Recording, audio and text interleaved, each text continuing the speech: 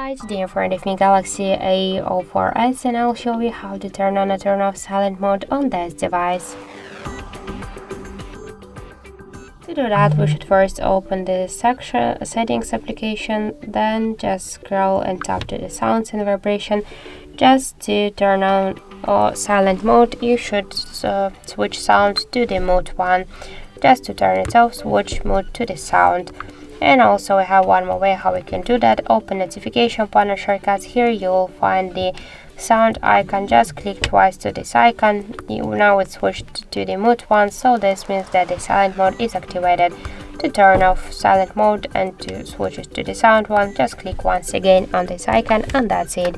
So thank you for watching, and if you find this video helpful, don't forget to leave a like, comment and to subscribe our channel.